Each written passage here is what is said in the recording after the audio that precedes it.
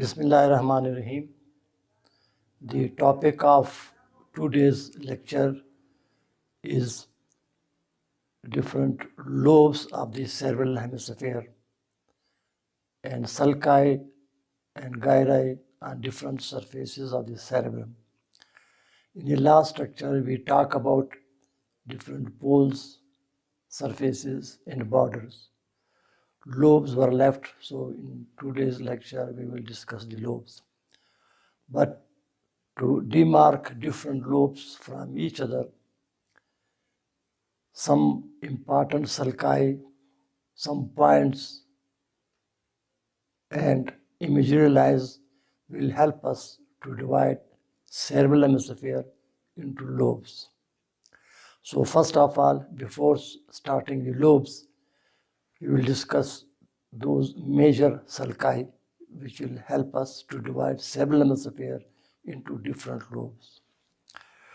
Now, first of all, there is a sulcus known as the lateral sulcus.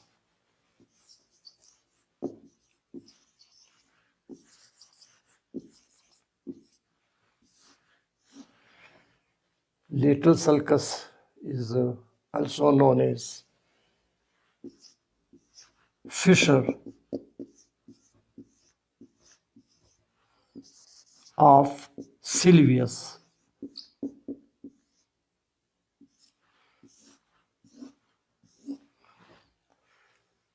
Now, this sulcus comprises of two major parts.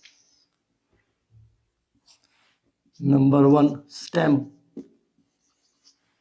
and number two, rami. The rami are of three types: posterior ramus,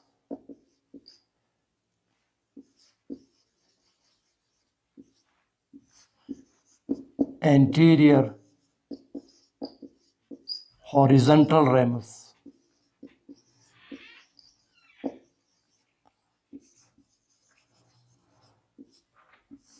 and anterior ascending ramus.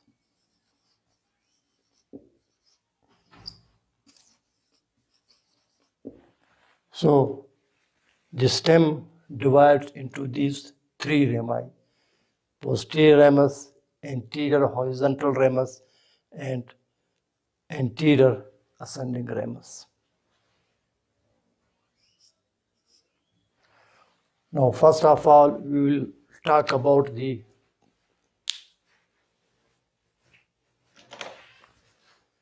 lateral sulcus, ramus, and stem. Now, this is basal surface of the cerebrum.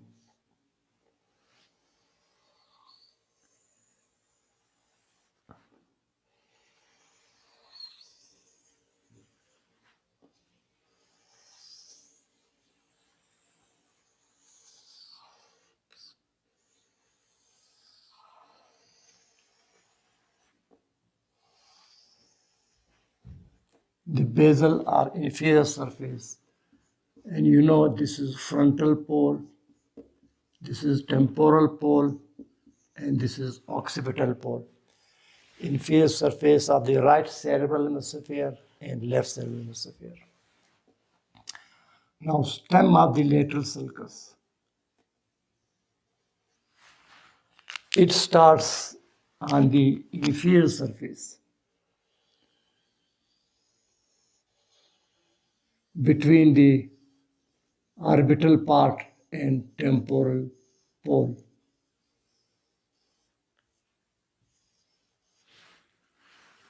Between the orbital part of the inferior surface and temporal pole, this is stem of the lateral sulcus.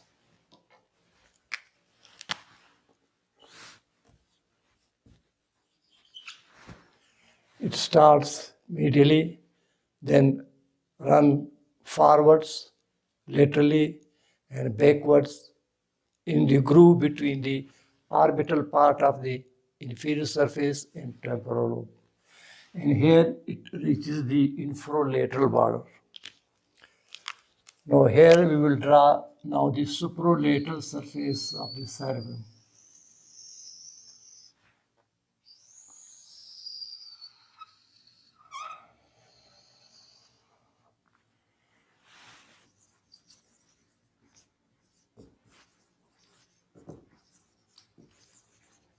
Superolateral surface.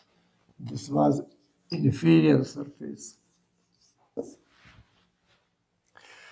Now from this is frontal pole, and this is occipital pole, and this is temporal pole, and from frontal pole to the occipital pole, this is infralateral border.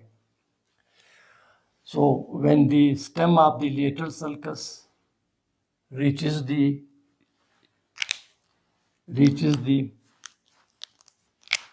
supralateral surface, it appears here and divide into rami.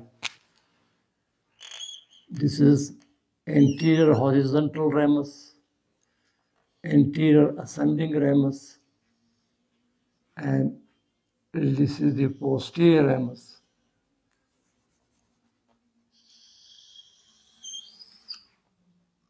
Of the lateral sulcus.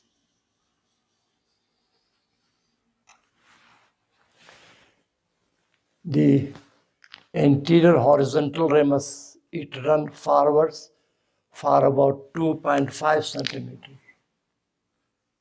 This is anterior horizontal ramus, and it runs for 2.5 centimeters. Then this is ascending anterior ascending ramus. It runs upwards again for 2.5 centimeters. Then the posterior ramus is longer. It runs backward, slightly upwards, and then turn upwards to end in the parietal lobe. This is posterior ramus of lateral sulcus. So one of the major sulcus is the lateral sulcus. Partly it is on the inferior or basal surface, and partly it is on the supralateral surface of the cerebrum. It comprises of stem and three rami: anterior horizontal, anterior ascending, and posterior ramus. Stem curve laterally from medial side in the groove between the orbital part of the basal surface and temporal pole, and when it reaches the infralateral border, it divides into three rami. Anterior horizontal ramus run forwards for about 2.5 centimeter. Then anterior ascending ramus ascend for about 2.5 centimeter. The posterior ramus run backwards, and in the end it turns upwards into the parietal lobe. It is posterior ramus of the lateral sulcus, and it is about 7 centimeter in length. This was about the fissure of Sylvius or lateral sulcus. Then there is another important sulcus known as the central sulcus.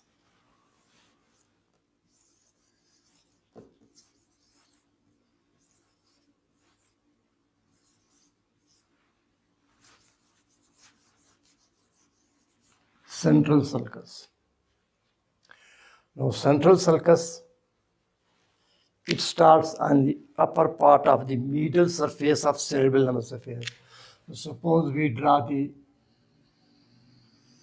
cerebral hemisphere medial surface.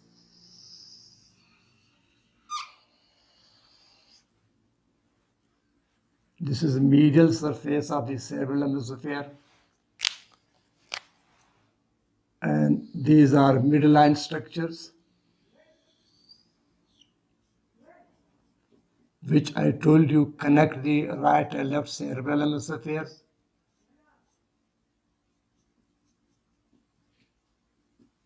When it is cut, then you can see the medial surface. So this is the medial surface of cerebral hemisphere. This is frontal pole, temporal pole, and occipital pole of cerebral hemisphere. Now we are talking about the central sulcus. It starts on the upper part of the medial surface of the cerebral hemisphere, run upwards and slightly backwards, and it crosses over the supromedial border a little behind the midpoint between frontal pole and occipital pole. This is supposed midpoint of the supromedial border. So the central sulcus starts on the upper part of the medial surface of the cerebral hemisphere. It runs upwards and backwards and crosses over the supromedial border little behind the midpoint between frontal pole and occipital pole. So this is part of the central sulcus on the upper part of medial surface. It crosses over the supromedial border and appear on the supralateral surface where it runs downwards and forwards and ends a little above the posterior ramus of the lateral sulcus.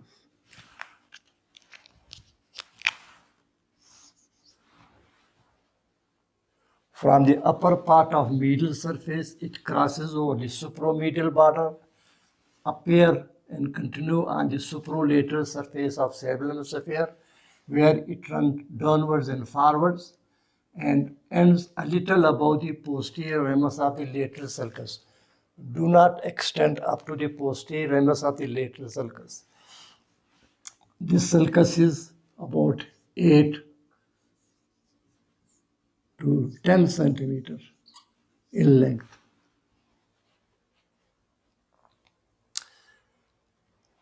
This is central sulcus, which is also known as the fissure of Rolando.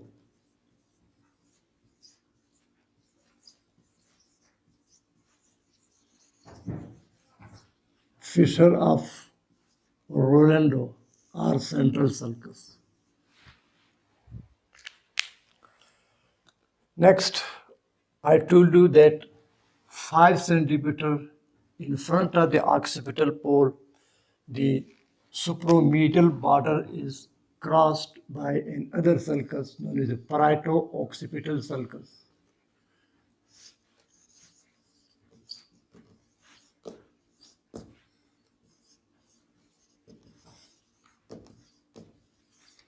Parieto-occipital sulcus.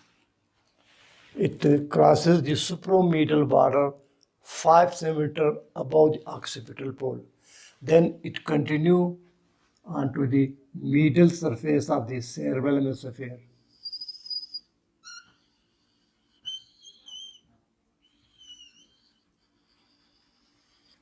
This is the medial surface of cerebral hemisphere. So here you can see this is parieto occipital sulcus. This is known as calcarine sulcus.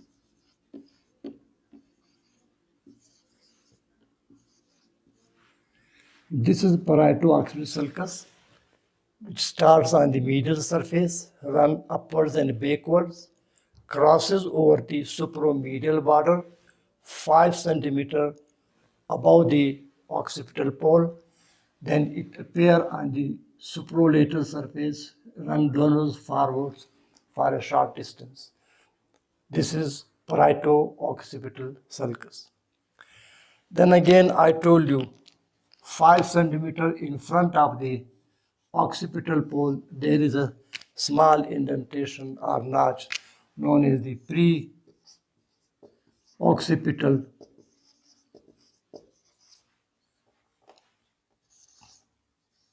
notch. So these were some of the major sulci, and another point known as the pre-occipital notch will help us to divide the cerebral hemisphere into various lobes.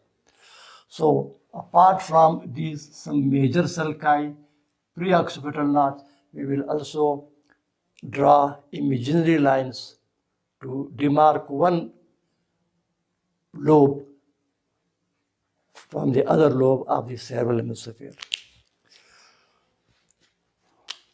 Now, what are the lobes of cerebral hemisphere?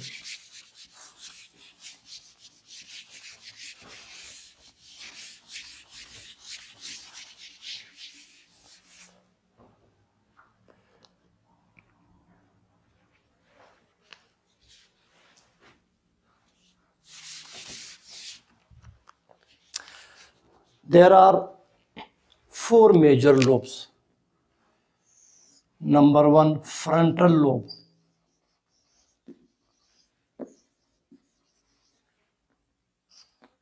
Then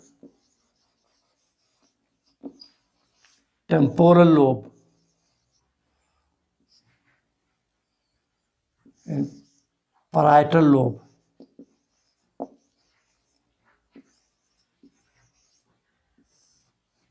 And occipital lobe.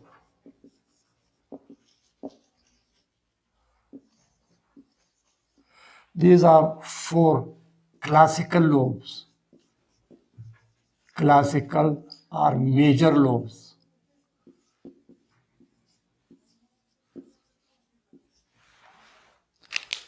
But there are two other lobes apart from these four classical lobes. That is insular lobe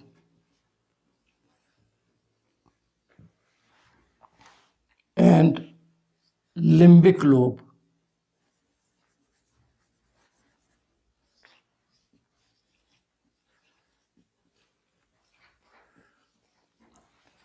Insula is also considered as a lobe, and similarly there is a physiological lobe known as the limbic lobe. So these are different lobes of cerebral hemisphere.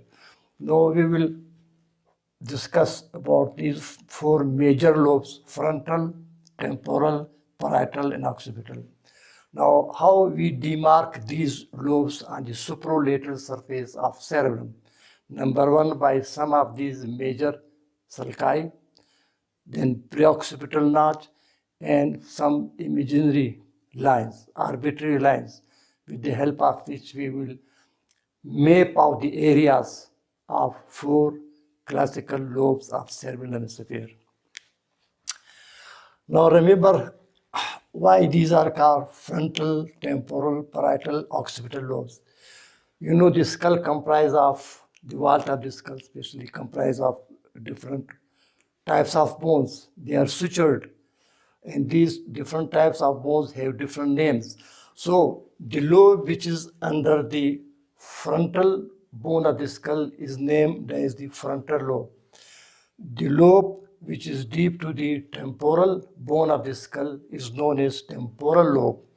The lobe which is deep to the parietal lobe of the parietal bone of the skull is known as parietal lobe. And the bone which is deep to the occipital bone of the skull is named as occipital lobe.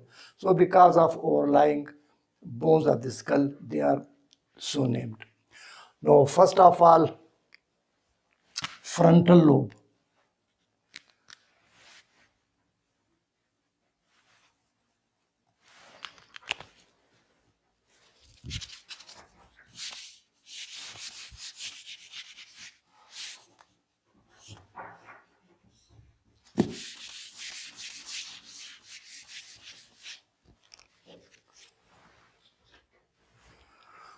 Now, The central sulcus runs downwards and forwards, but do not extend up to the posterior ramus of the lateral sulcus.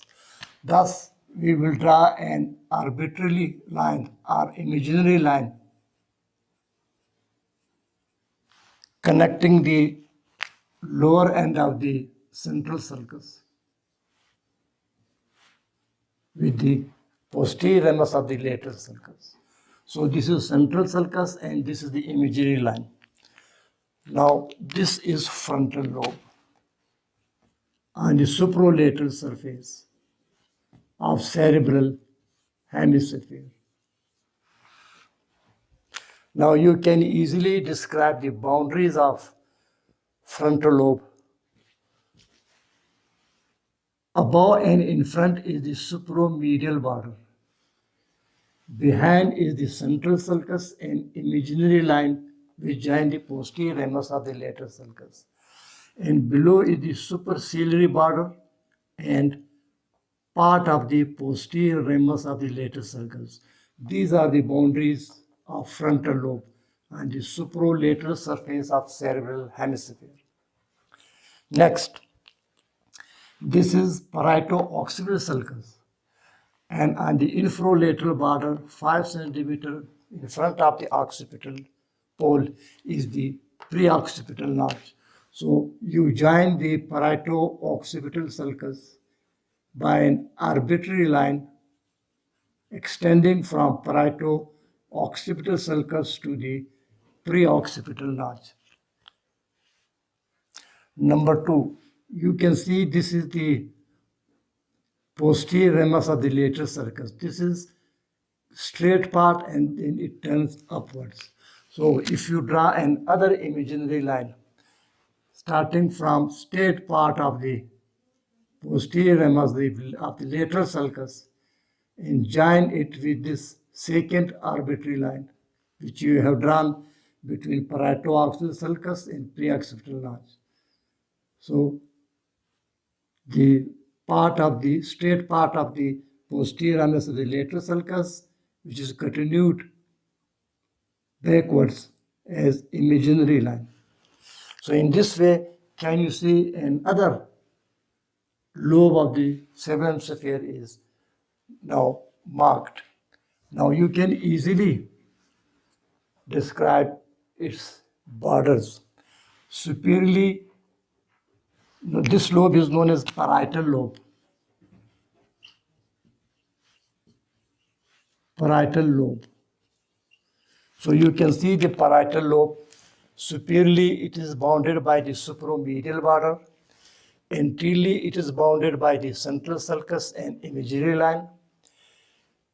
Inferiorly, the straight part of the posterior ramus of the lateral sulcus and imaginary line, and posteriorly is the parieto-occipital sulcus and imaginary line. These are the boundaries of the parietal lobe on the supralateral surface of the cerebral hemisphere. Next classical lobe is the temporal lobe. Now here, this is temporal lobe.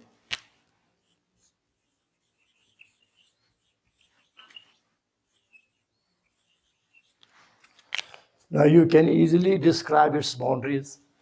Above is the posterior ramus of the lateral sulcus and imaginary line, which join with the imaginary line drawn between parieto-occipital sulcus and preoccipital notch.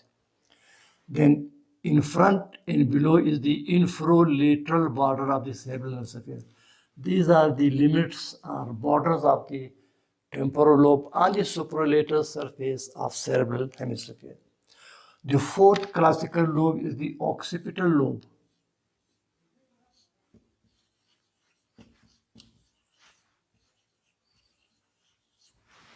Now this is occipital lobe. Now what are its boundaries? Anteriorly is the parieto-occipital sulcus and arbitrary line drawn from the parieto-occipital sulcus to the preoccipital notch. Above and behind is the supromedial border extending from parieto-occipital sulcus up to the occipital pole. And inferiorly is the part of the infralateral border starting from the occipital lobe up to the pre-occipital nerve. So these are boundaries of the occipital lobe.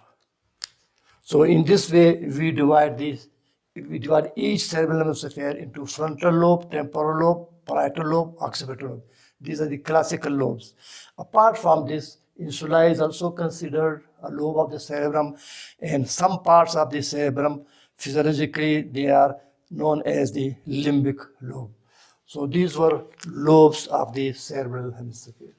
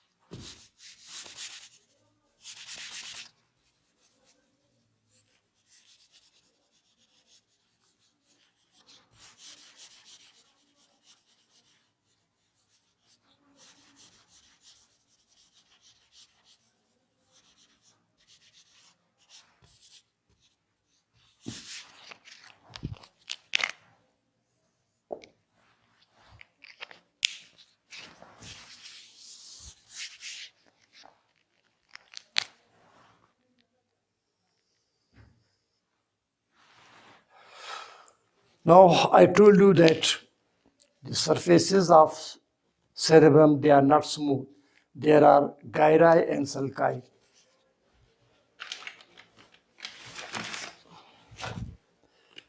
Just like you can see here in the cerebrum, these grooves are called sulci, and these raised areas are known as the gyri. So surfaces are marked by sulci and gyri.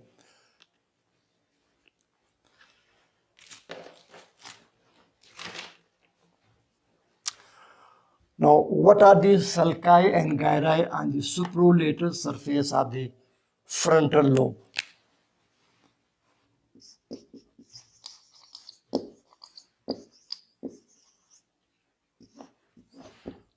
What are the sulci and gyri? Now you know this is central sulcus.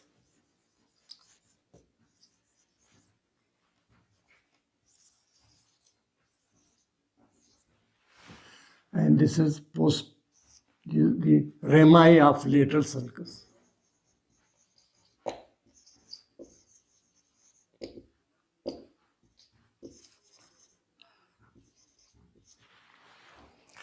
Now this is supralateral surface of the frontal lobe.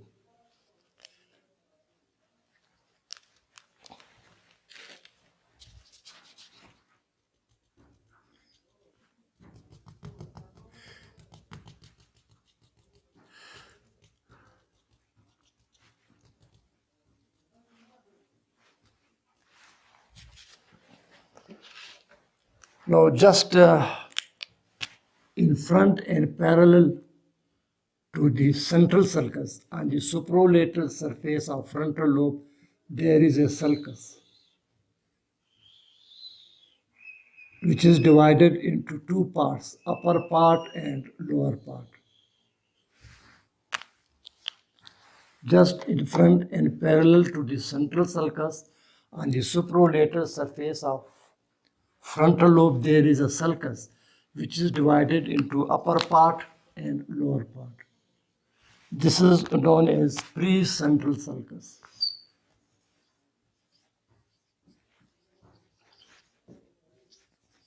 Precentral sulcus. Then a little in front of the middle of the upper part of the precentral sulcus, another sulcus starts on the supralateral surface of frontal lobe, which run forwards and downwards for a short distance. This is known as superior frontal sulcus. Then again a little in front of the middle of lower part of the precentral sulcus, below and parallel to the superior frontal sulcus, another sulcus starts, which run downwards and forwards.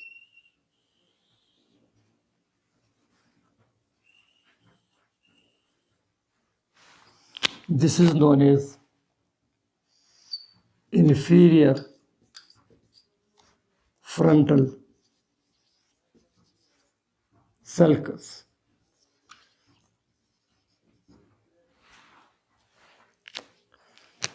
Then already we talk about it here. The superolateral surface of the frontal lobe, it is traversed by anterior ascending ramus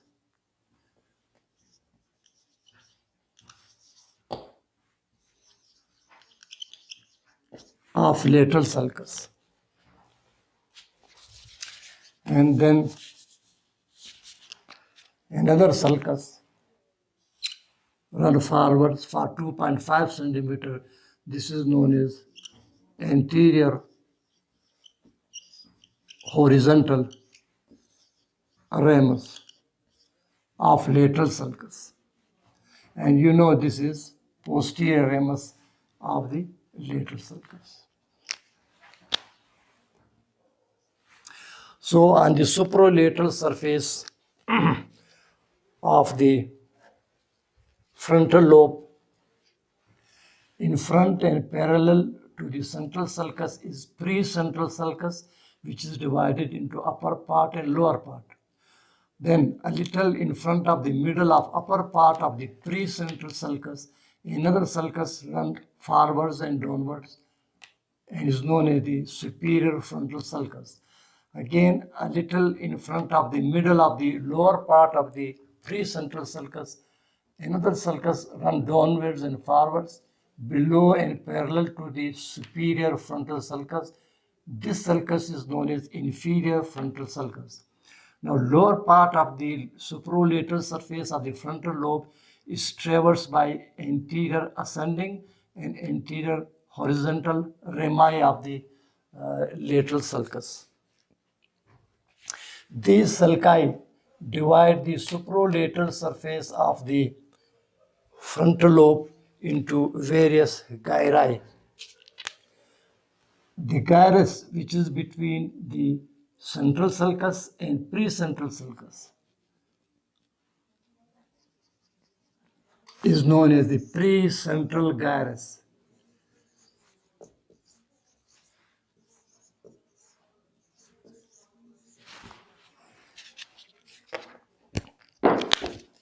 The gyrus between the central sulcus and precentral sulcus is known as the precentral gyrus. It is about 1 finger breadth from the central sulcus, this gyrus. Now you can see part of the central sulcus is on the medial surface of cerebral hemisphere. This is central sulcus.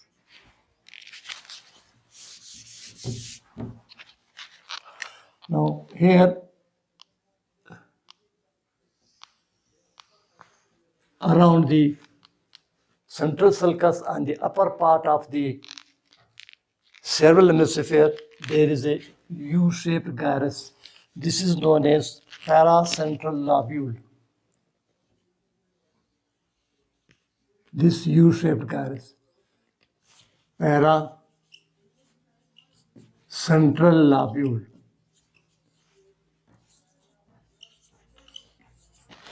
This is anterior part of the paracentral lobule, and this is posterior part, U-shaped. And in the middle, it is traversed by part of the central sulcus. This is known as paracentral lobule. So,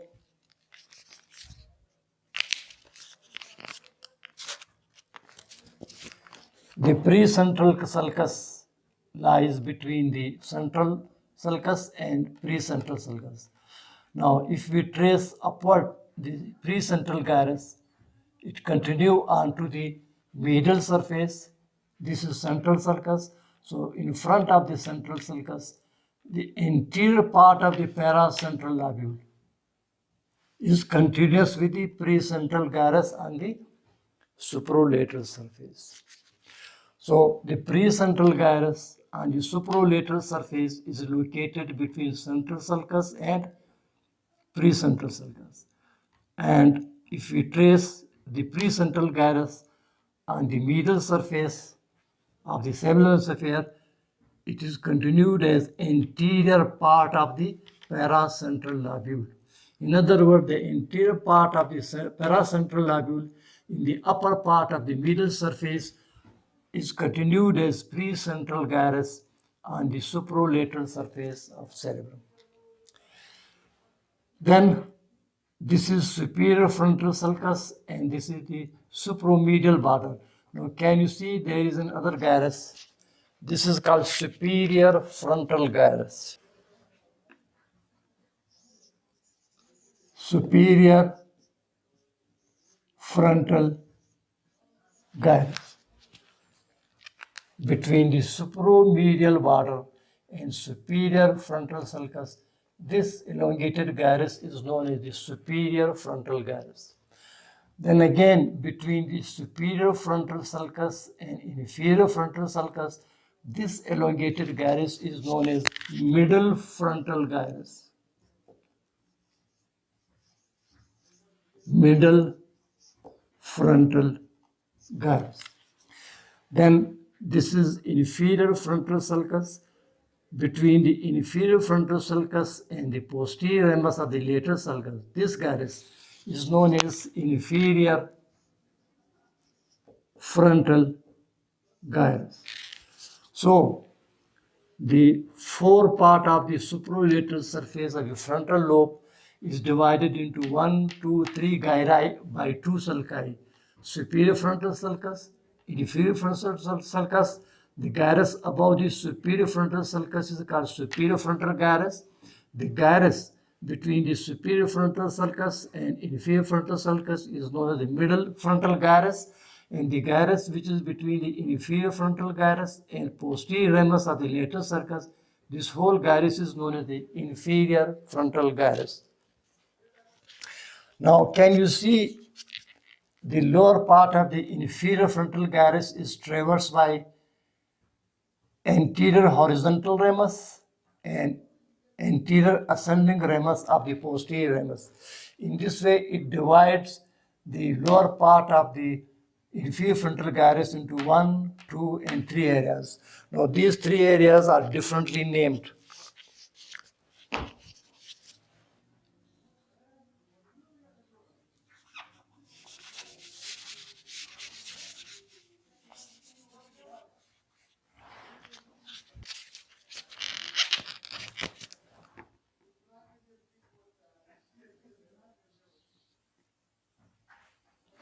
Now, this small triangular part of the inferior frontal gyrus, which is between anterior ascending and anterior horizontal rami, this is known as the pars orbitalis.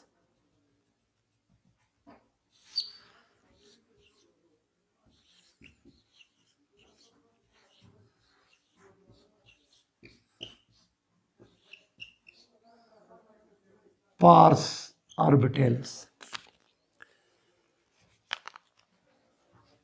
Then this small part of the inferior frontal gyrus, which is between anterior horizontal and anterior ascending rami, this is known as the pars triangularis.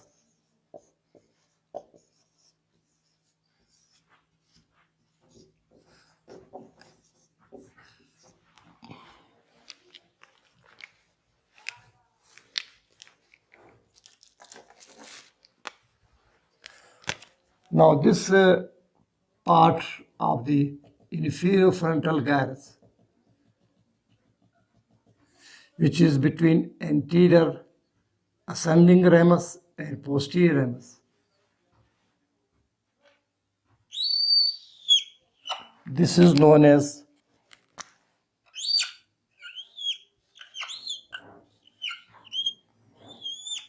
pars opercularis.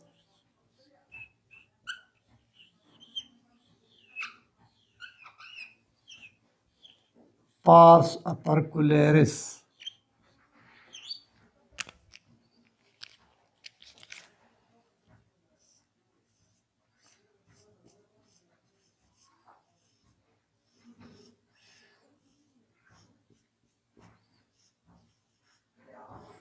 Pars opercularis.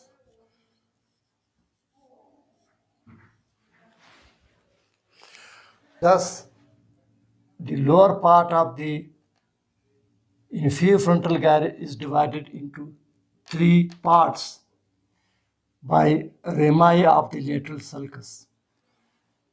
This part, which is below the anterior horizontal ramus, is known as the pars orbitalis. It is called pars orbitalis because inferiorly it continues with the orbital part of the inferior surface.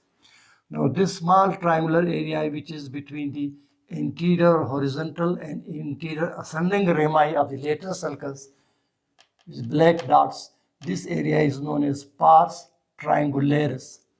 Then this part of the inferior frontal gyrus, which is between the anterior ascending ramus and anterior part of the posterior ramus, is with green dots.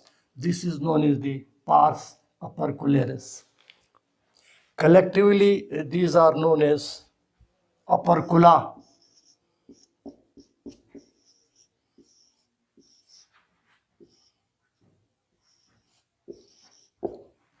Collectively, pars orbitalis, pars triangularis, and pars opercularis. Collectively called opercula. Opercula means lids.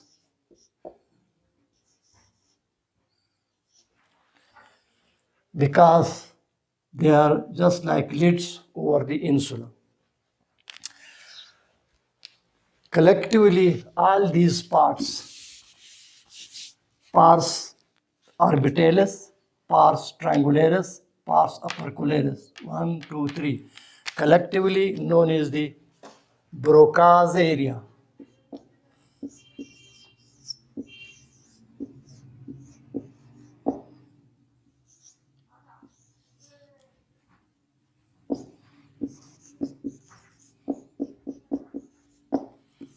Broca's area.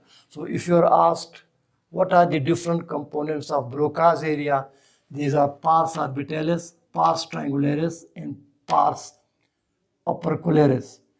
This is motor speech area.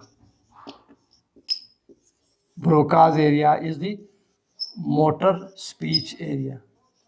Motor speech means that during speech you perform some motor activity, like you move your lips, your tongue, your cheeks, your head, your neck, your limbs, even during speech, you move. These are motor activity associated with speech, are controlled by this area called Broca's area, comprising of pars orbitalis, pars triangularis, and pars opercularis. These are in the lower part of the supralateral surface of inferior frontal gyrus. So these are sulci and gyri on the supralateral surface of cerebral, on the supralateral surface of frontal lobe of the cerebral hemisphere. Now, what are the sulci and gyri on other lobes?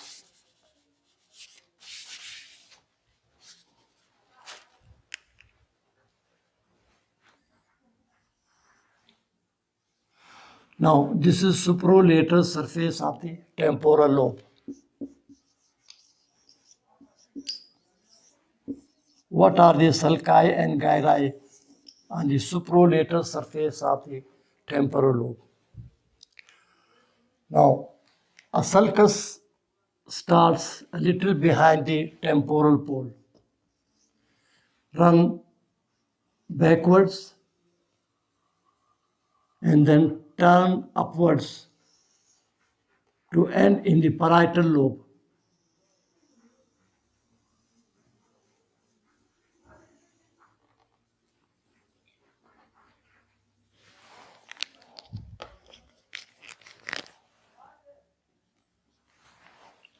This is known as the superior temporal sulcus. Superior temporal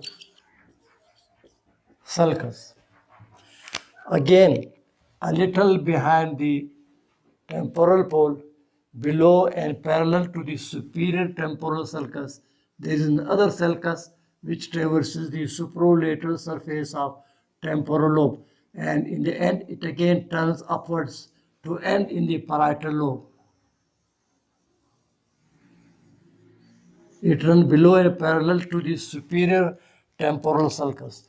This is known as the inferior temporal sulcus. Inferior temporal sulcus. In this way, two sulci, superior temporal sulcus, inferior temporal sulcus, divide the superolateral surface of temporal lobe into 1, 2, and 3 gyri. So the gyrus which is between the posterior ramus of the lateral sulcus and superior temporal sulcus, this is called superior temporal gyrus. Then the gyrus which is between superior temporal sulcus and inferior temporal sulcus is known as middle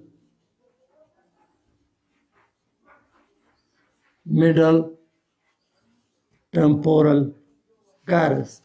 Then the gyrus which is between the inferior temporal sulcus and infralateral border is known as inferior temporal gyrus.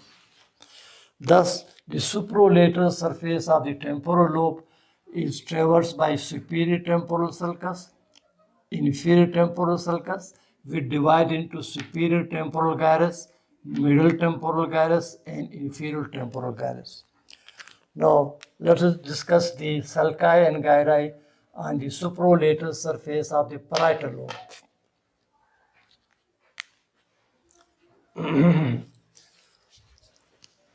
Superolateral surface of the parietal lobe.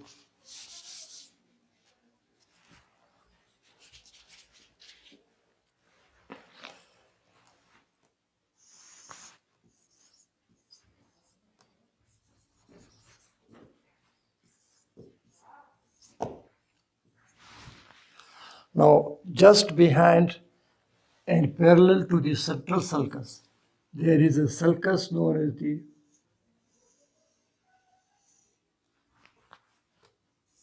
post-central sulcus.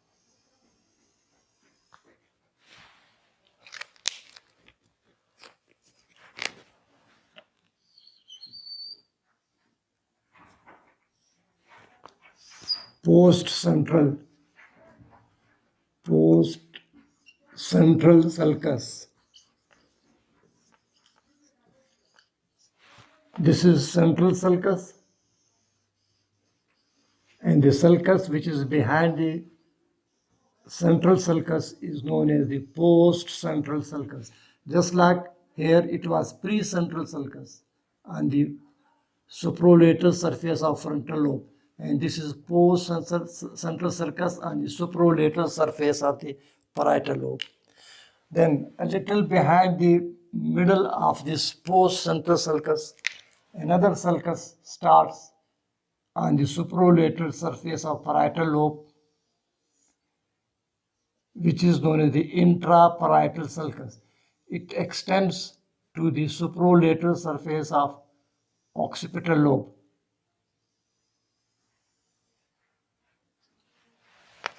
This is known as the intraparietal sulcus.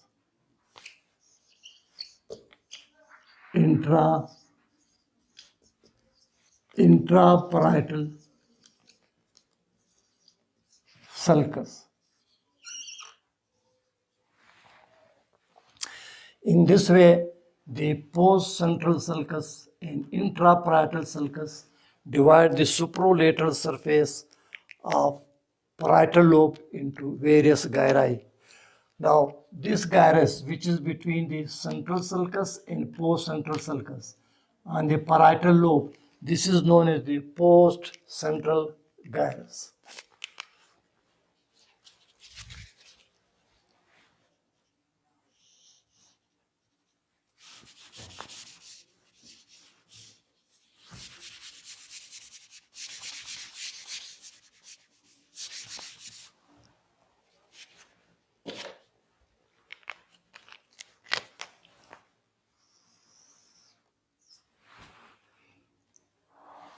This gyrus between the central sulcus and post-central sulcus on the supralateral surface of parietal lobe is known as post-central gyrus. Then the intraparietal sulcus divide the parietal lobe into two major gyri. This is called superior parietal gyrus, superior parietal lobule.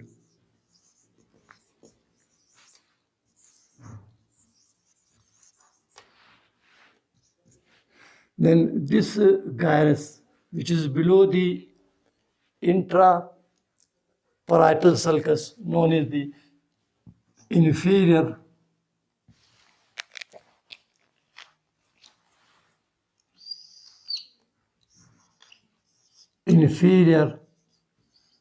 parietal lobule.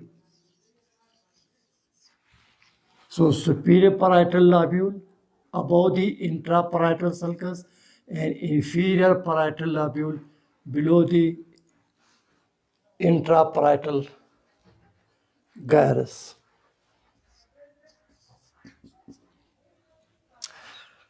Now, this part of the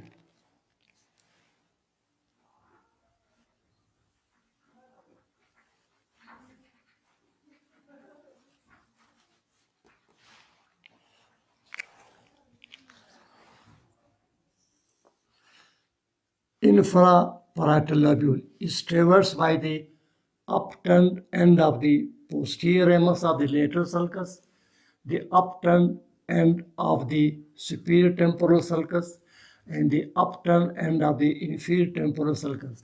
Thus, the infraparietal lobule is subdivided into small gyri. You can see this gyrus around the terminal part of the posterior ramus of the lateral sulcus. Then this gyrus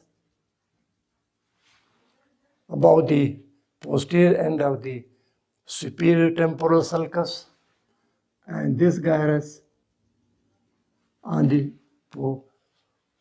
posterior part of the inferior temporal sulcus. Now, this hole is infraparietal lobule, which is traversed by the upper end of the posterior ramus, superior temporal gyrus, inferior temporal gyrus, the upper end of the posterior ramus, superior temporal sulcus, and inferior temporal sulcus, and the lower part of the inferior parietal lobule is divided into these gyri, which are around the ends of the posterior ramus of the lateral sulcus, posterior part of the superior temporal sulcus, and posterior part of the inferior temporal sulcus. Now these gyri are differently named. This gyrus, U-shaped gyrus, this is known as the angular gyrus.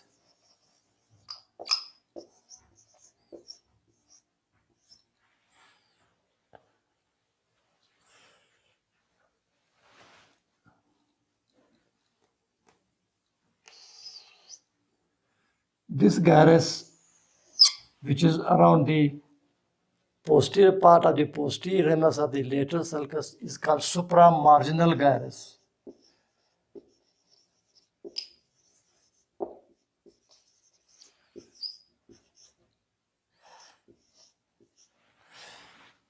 The gyrus around the posterior end of the posterior ramus of the lateral sulcus is known as the supramarginal gyrus. This one, number 1. And suppose this we number, it is number 2. The gyrus around the posterior end of the superior temporal sulcus. This is known as the angular gyrus. And this gyrus, which is around the posterior end of the inferior temporal sulcus, this is known as the temporo-occipital gyrus.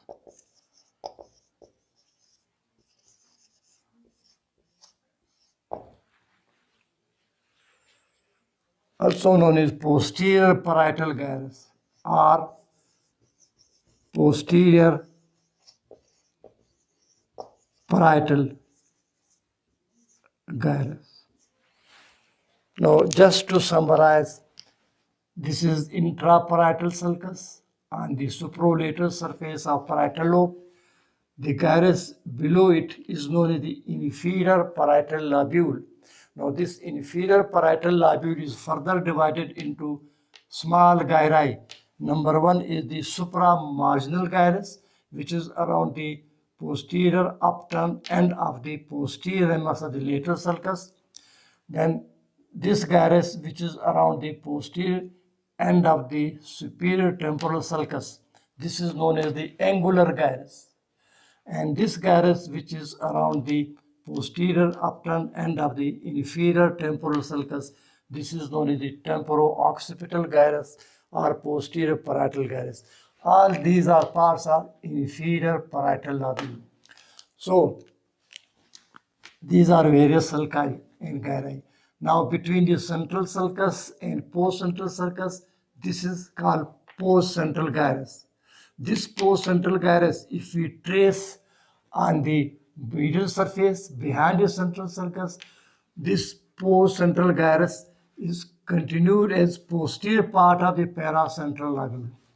I told you the precentral gyrus on the medial surface is continued as anterior part of the paracentral lobule, while the postcentral gyrus on the medial surface is continued with the posterior part of the paracentral lobule around the terminal part of the central sulcus and the upper part of the medial surface of the cerebral hemisphere. This paracentral lobule is very important clinically. Now, this is precentral gyrus and this is postcentral gyrus. Here you can see the central sulcus ends above the level of posterior ramus. Therefore, the lower end of the precentral gyrus and postcentral gyrus, they are connected by an arched gyrus here. This is U-shaped, arch shape, known as the arched gyrus.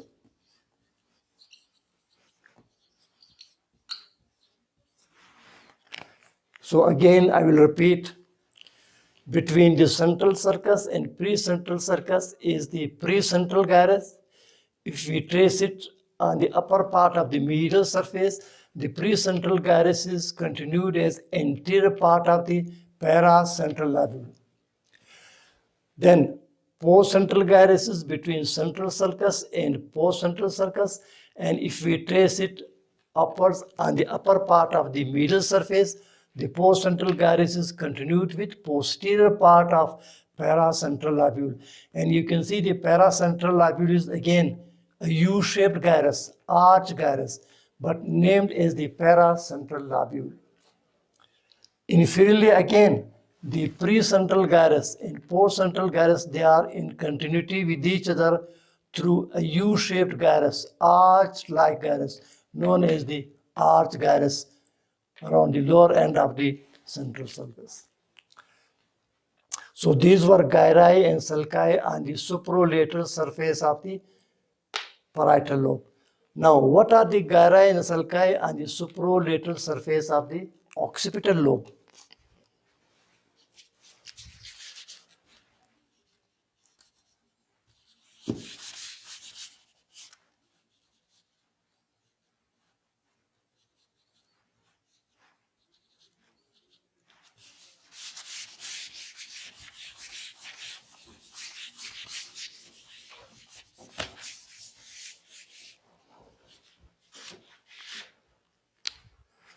Now you know this is a parieto-occipital sulcus, and here is a pre-occipital notch, and here we have drawn imaginary line which connect the parieto-occipital sulcus with pre-occipital notch.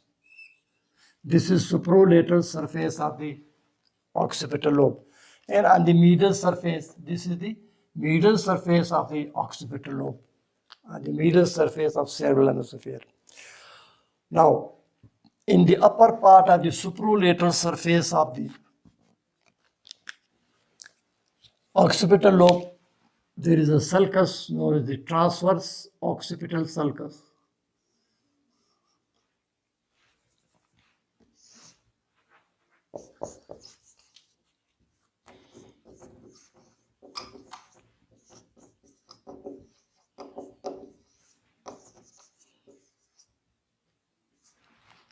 Can you see the intraparietal sulcus of the parietal lobe crosses this imaginary line and enters the upper part of the superolateral surface of the occipital lobe. Here, the intraparietal sulcus join with the transverse occipital sulcus of the occipital lobe. Then here from the occipital pole, a sulcus run forwards, upwards and forwards on the superolateral surface of the occipital lobe. This is known as calcarine sulcus.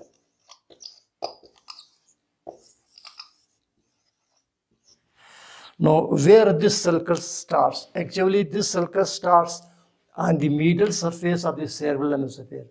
Now, can you see this is parieto-occipital sulcus and this is calcarine sulcus. So the greater part of this calcarine sulcus is on the medial surface of the occipital lobe. It runs backwards and downwards to reach the occipital pole and turn around the occipital pole and continue on the superolateral surface of occipital lobe. So this is same calcarine sulcus, which is mainly on the medial surface. Then a little in front of the calcarine sulcus, on the superolateral surface of the occipital lobe, there is a curved sulcus known as the lunate sulcus. Lunate, half moon.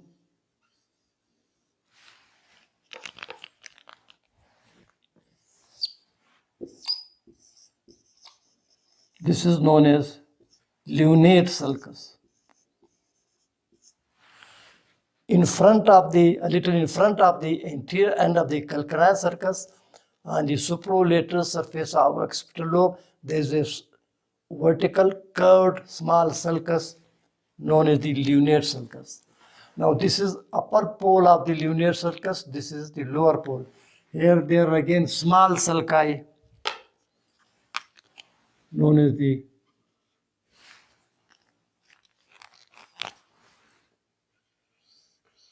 at the pole of the lunate sulcus, there are two small sulci. One is the upper and there is the lower polar sulci. Polar sulcus. This is the upper polar sulcus. And this is lower or inferior polar sulcus. And a little in front of the lunate sulcus, here there is another sulcus known as the lateral occipital sulcus.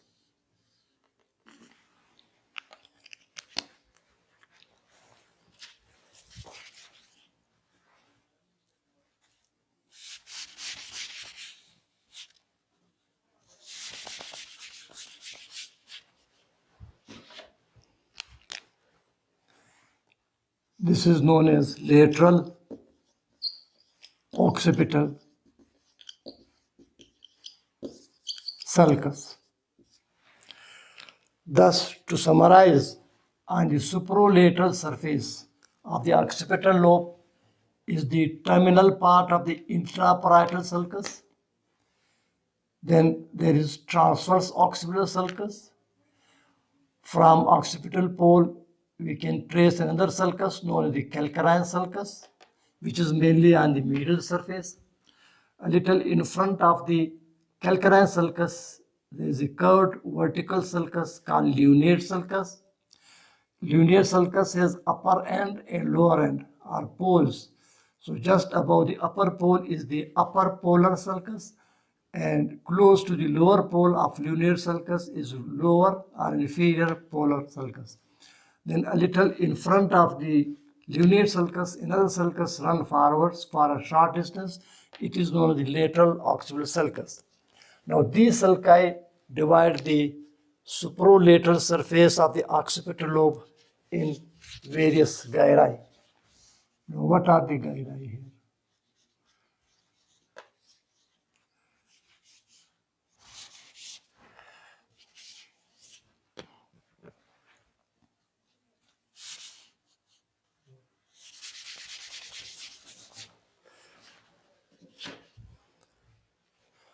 Now here you can see this is parieto-occipital sulcus. This is superior parietal lobule. There is a sulcus which is unnamed. No name is given to it. This is transverse occipital sulcus. This is intraparietal sulcus. This is an unnamed sulcus. And this is part of the parieto-occipital sulcus. So around it, can you see there is a gyrus? U-shaped gyrus.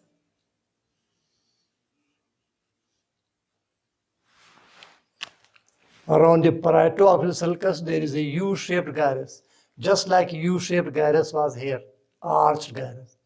Here again, a U-shaped gyrus, but known as the paracentral lobule.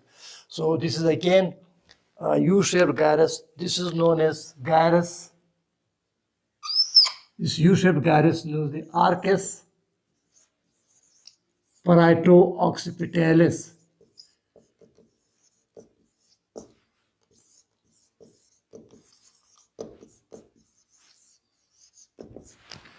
This U-shaped gyrus around the parieto-occipital sulcus is known as the arcus parieto-occipitalis. This is parieto-occipital sulcus. So can you see part of the arcus parieto-occipitalis is on the parietal lobe and part of it is on the supralateral surface of occipital lobe. Arcus means arch, so it is again arch-shaped gyrus, but named as arcus parieto-occipitalis. Arch-shaped gyrus around the parieto-occipital sulcus. Then this is the lateral sulcus. Between the lunate sulcus and this lateral occipital sulcus, this gyrus is known as the gyrus descendens.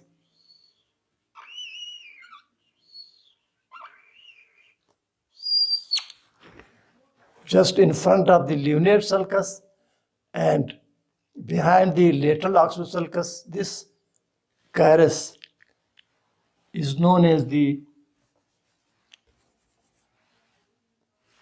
gyrus descendens, derived from the word descend, descendens, gyrus descendens.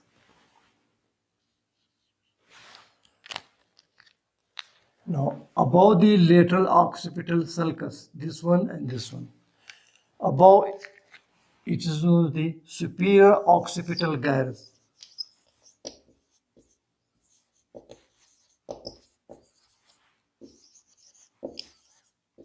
And below it, this is inferior occipital gyrus.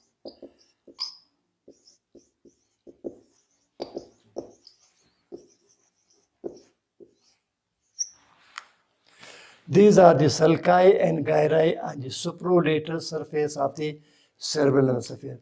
So we discussed all the sulci and gyri on the supralateral surface of cerebral hemisphere.